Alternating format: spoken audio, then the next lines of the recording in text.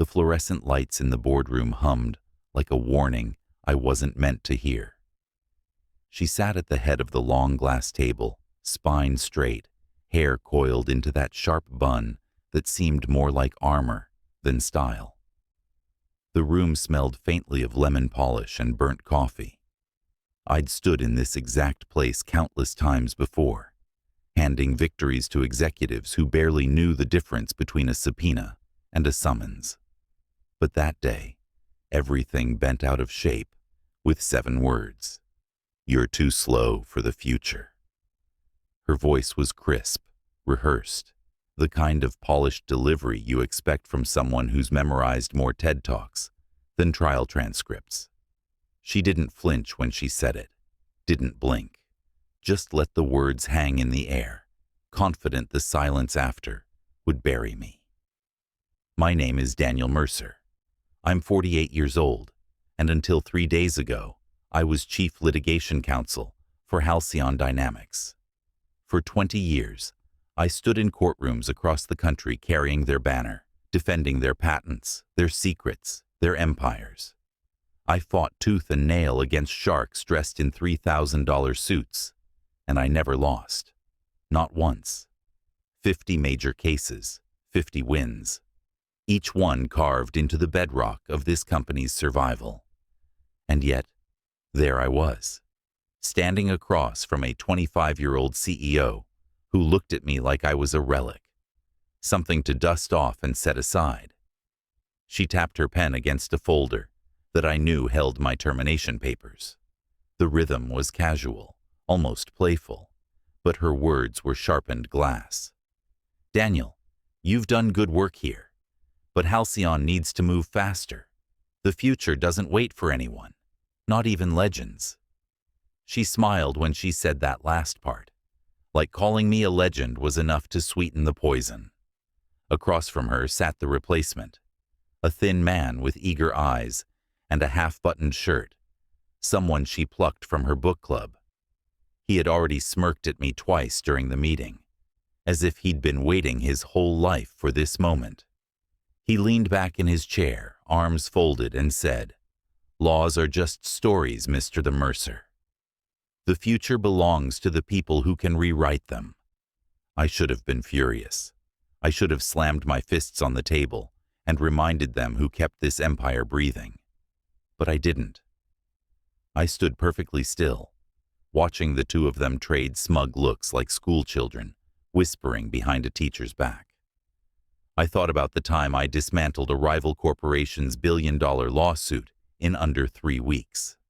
I remembered the night I stayed awake for 60 hours to stop a hostile takeover that would have gutted Halcyon to its bones. I thought about the investors who shook my hand after every victory, the executives who toasted champagne while I sat in the corner, exhausted, satisfied, alive with the knowledge I had kept the wolves at bay. None of that mattered now. Not to her, not to them.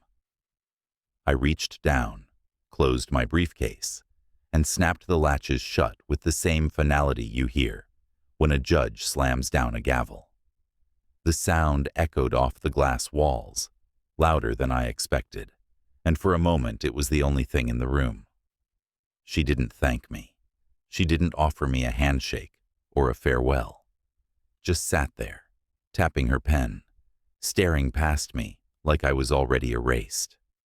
The new hire smirked again, the corner of his mouth twitching with that kind of arrogance you can't buy.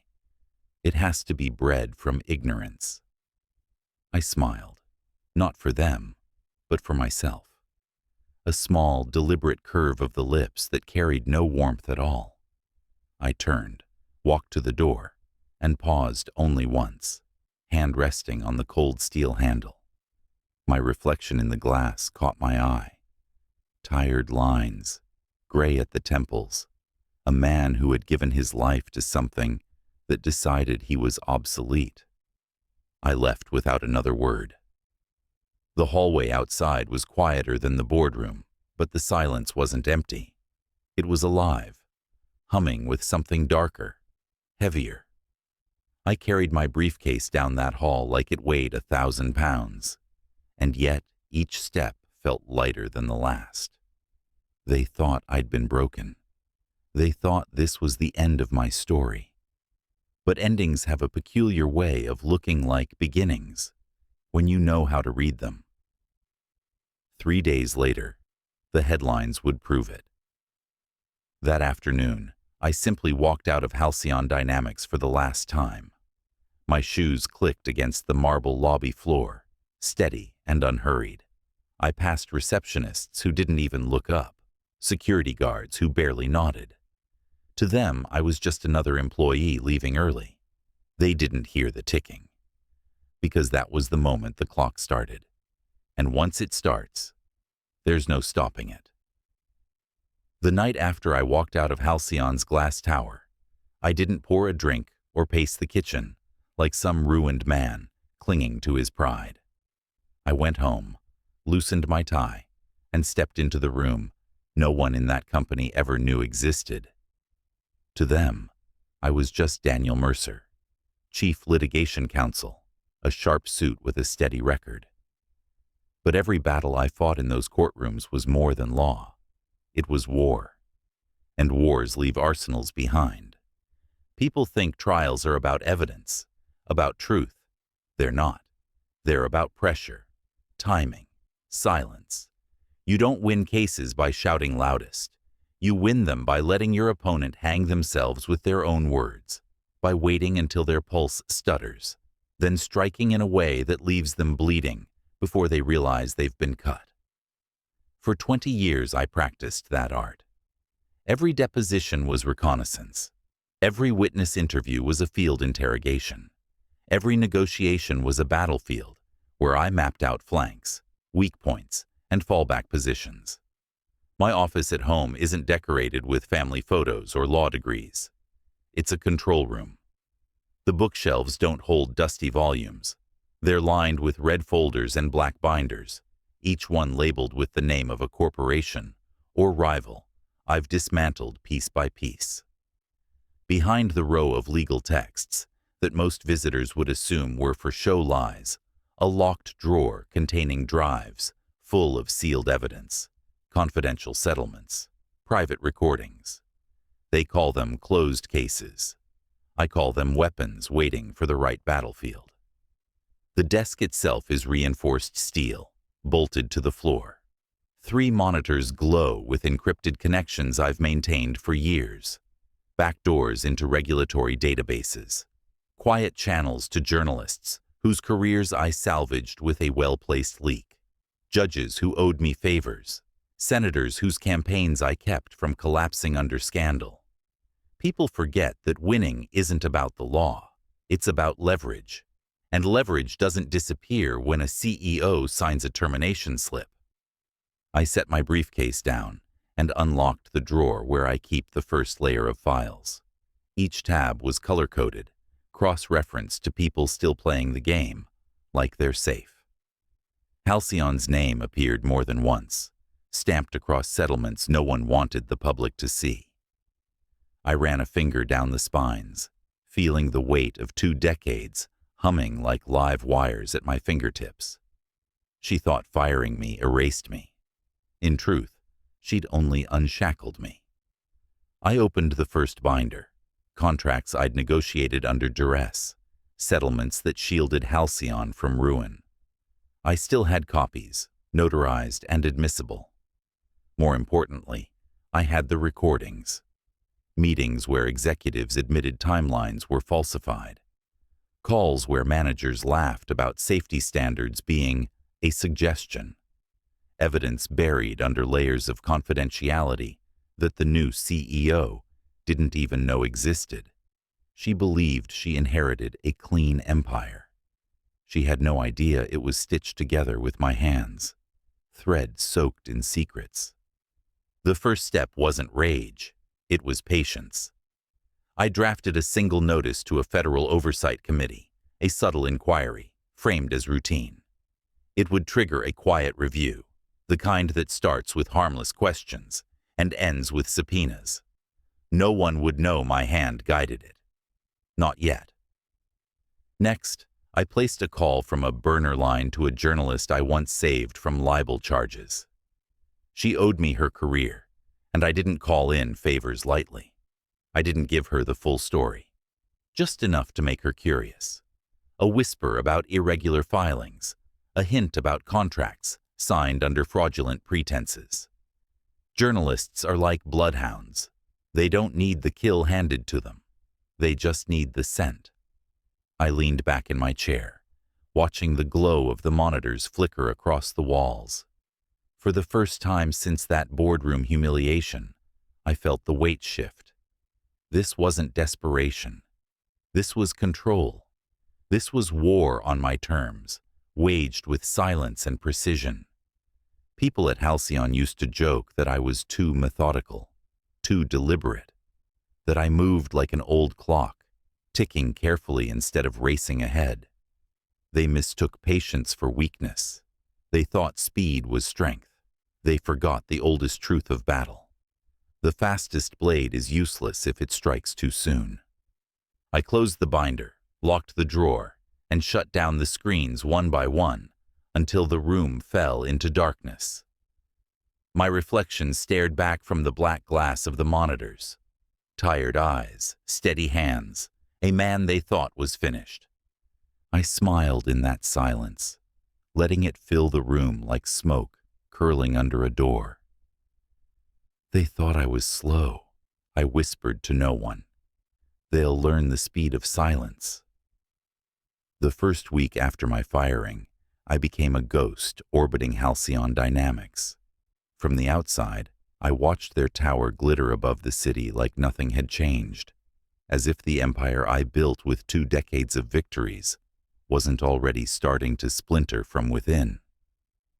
The new CEO made herself visible everywhere. Business magazines, television interviews, glossy spreads where she spoke about innovation, like she'd discovered fire. She smiled for cameras, spoke in rehearsed bursts about disruption and agility, and bragged that the company had moved on from slow thinkers chained to outdated methods. That line was meant for me. I heard it replayed on every broadcast. She wanted the world to know she'd cut off dead weight. She didn't realize the limb she severed was the one holding the body steady. I sat in my car outside one of those press events, radio tuned in to her words, eyes on the revolving doors she'd walk through with her entourage. She radiated confidence, but it wasn't strength. It was recklessness dressed up as vision. She cut ties with old allies, the way you tear off a price tag, assuming the shine of youth would outweigh the cost. Veteran partners, clients I'd personally kept loyal through storms of litigation, were pushed aside for new blood she barely knew. In the short term, it made her look bold.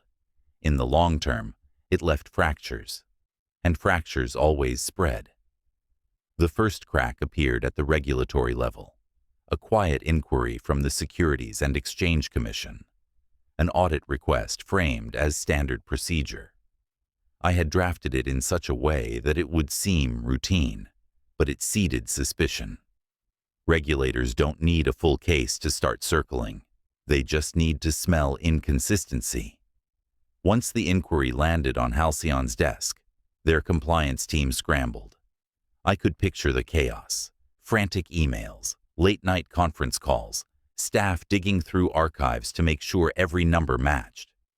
But the numbers didn't match. I knew they wouldn't, because I was the one who had kept them aligned in the first place. Without me, they were exposed. Investors noticed. Markets react to whispers faster than they do to facts. All it takes is the hint of instability, and capital starts to shift. I saw it in the stock tickers. Halcyon slipping fractions of a point, day after day, steady enough to seem ignorable, dangerous enough to snowball.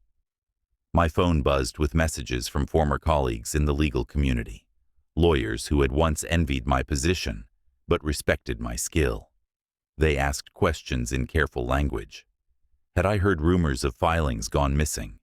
Were stories true that Halcyon's new legal head had fumbled a discovery deadline? I told them little, just enough to confirm the suspicion already curling in their minds.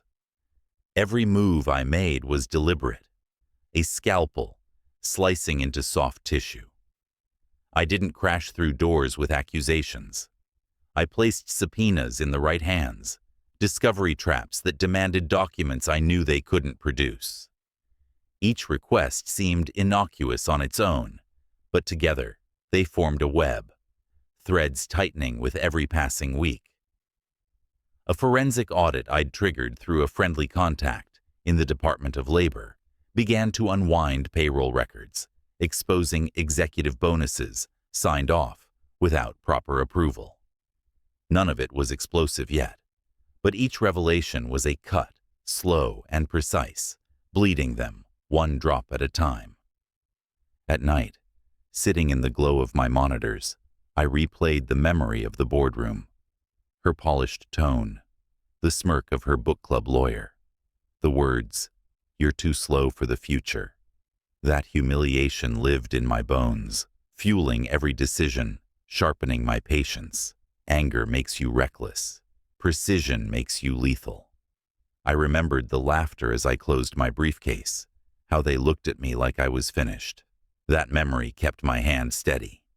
I watched her face in interviews grow sharper, the smile tighter, the edges of her confidence fraying, even as she doubled down on bold pronouncements. I saw the investors' questions grow louder, the regulators' letters more insistent. In the legal world, whispers grew into conversations, and conversations turned into doubts. She didn't see it. She thought she was invincible, shielded by youth and vision. But I wasn't ready to strike. Not yet. Destruction delivered too early risks pity, and pity is the one shield she didn't deserve. I wanted the panic to spread first. I wanted her board to sweat, her partners to waver, her employees to glance at each other in the hallways with fear they couldn't name. They weren't scared enough. I wanted them desperate. The first crack didn't come from regulators or investors. It came from the book club lawyer she had elevated to replace me. His name was scrawled on contracts that should never have left a draft stage, signatures scribbled across clauses he didn't even understand. In one deal, he agreed to indemnify a supplier for damages that weren't theirs to own. In another, he missed a discovery deadline so glaring it bordered on malpractice. Alone, those mistakes might have been excused as rookie errors, but magnified under the right lens, they became something else entirely, proof of incompetence, negligence, even fraud. My hand guided that lens. I made sure every error glowed in neon before the right eyes. I didn't fabricate anything. I didn't need to. All I had to do was take his clumsy filings and tip them over with the weight of the law he thought was just stories. Each misstep became a domino. Each domino pushed another. I'd sit in my office at night with the papers spread across the steel desk, red pen in hand, circling his blunders like a teacher grading the work of a child who never studied. Then I'd package them, stitch them with cross-references, and send them through channels where they would explode in precisely timed intervals. The real turning point came when I chambered the kill shot. Months of preparation condensed into one airtight case, filed in a federal court that had jurisdiction over every rotten piece of Halcyon's empire. The charge sheet was simple, clean, irrefutable. Securities fraud, negligence in filings, misrepresentation of material contracts. It wasn't speculation. It was a noose woven from their own paperwork. I didn't need to embellish. The signatures, the missed deadlines, the contradictory statements, all of it stacked into a structure too heavy for them to lift. When I submitted it, I felt the same cold focus I used to feel standing in front of a jury. My hand on the filing stamp was the same as a finger curling around a trigger. I chambered the filing, aimed at their empire, and pulled. The recoil was immediate. News broke within 24 hours. Media outlets scrambled for quotes. Analysts filled screens with questions about Halcyon's stability. And shareholders who once praised the CEO's vision now demanded answers for how such fundamental errors slipped through. The narrative shifted in a heartbeat. What was once a story of innovation became a scandal of incompetence. The book club lawyer disappeared from the spotlight. He didn't understand yet that his career had ended before it even began. By the end of the week, the frenzy was everywhere. Investors fled in droves, stock prices free fell, and lawsuits piled up on the courthouse steps. Employees whispered in cafeterias and elevators, wondering how their empire of glass and steel had cracked so quickly. The panic spread faster than truth ever could. Fear is contagious, and I had lit the match in a room filled with gas. The raid came at dawn. Federal agents in windbreakers swept through Halcyon's headquarters, arms loaded with boxes of files, servers disconnected, employees held back behind cordoned lobbies. Cameras flashed. Reporters shouted questions the CEO couldn't answer. I watched the footage with the calm detachment of a surgeon reviewing a successful operation. Every move, every raid bag carried out of that building was the echo of a choice I had set in motion weeks before. Then came the moment I had waited for. She appeared on television, sitting behind a podium, the Halcyon logo shining behind her like a taunt. She tried to keep her voice steady, tried to look like the visionary leader who had cut me loose to bring the company into the future. But I saw it. The crack in her eyes, the way they darted to the side, the tremor in her jaw when a reporter asked about fraudulent disclosures.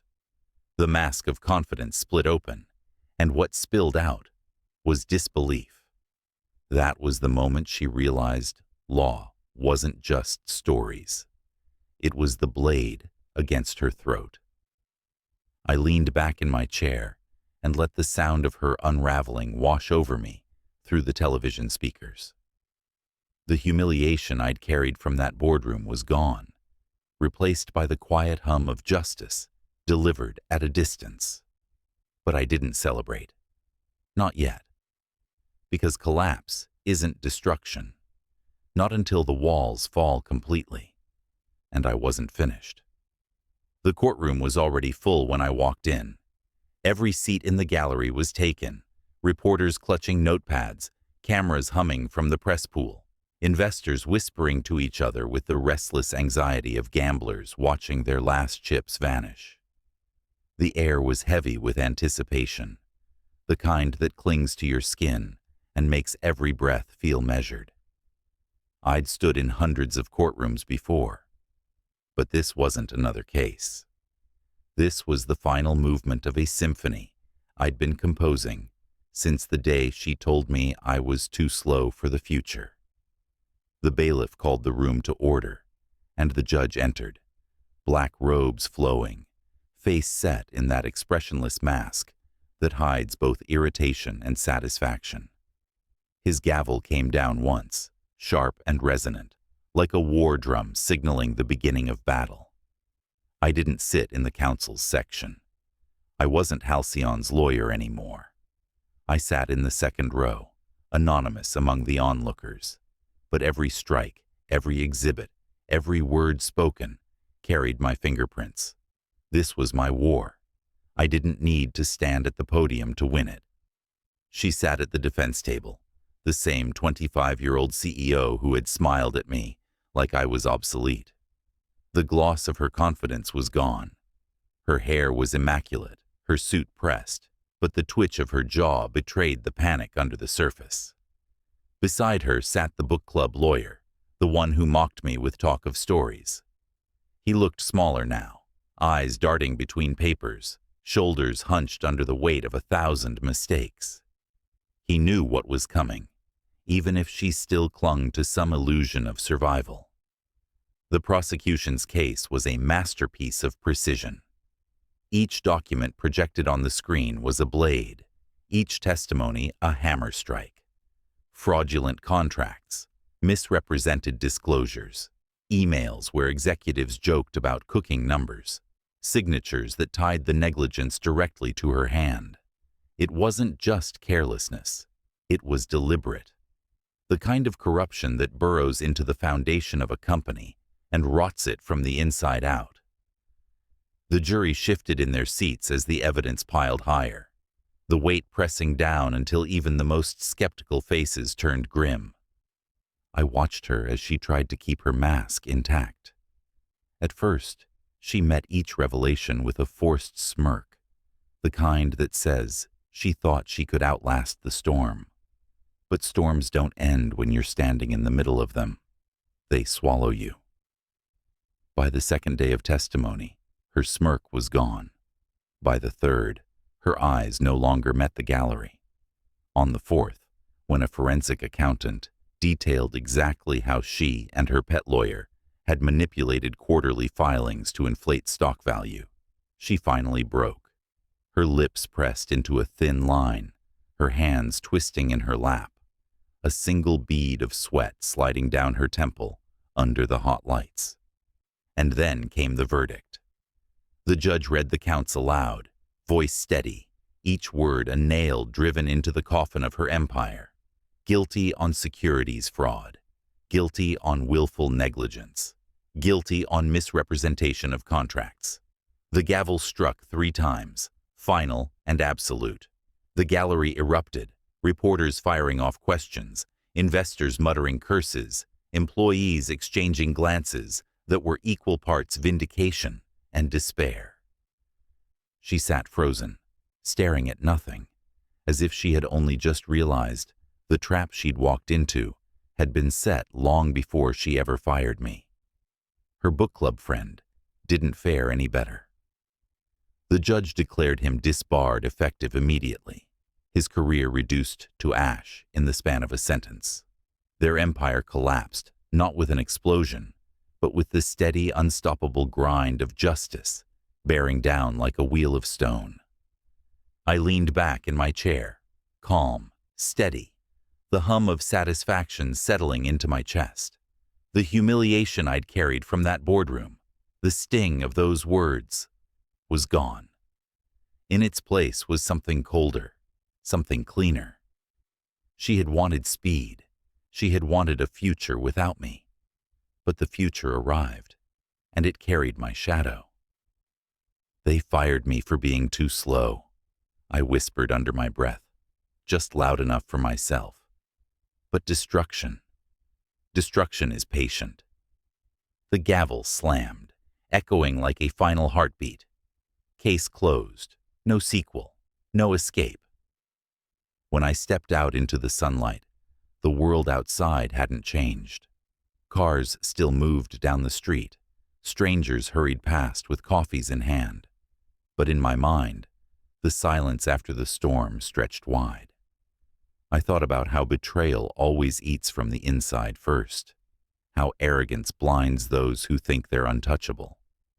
Empires fall the same way marriages do, the same way friendships do, one betrayal at a time. And there will always be someone like me, listening, waiting, smiling in the silence.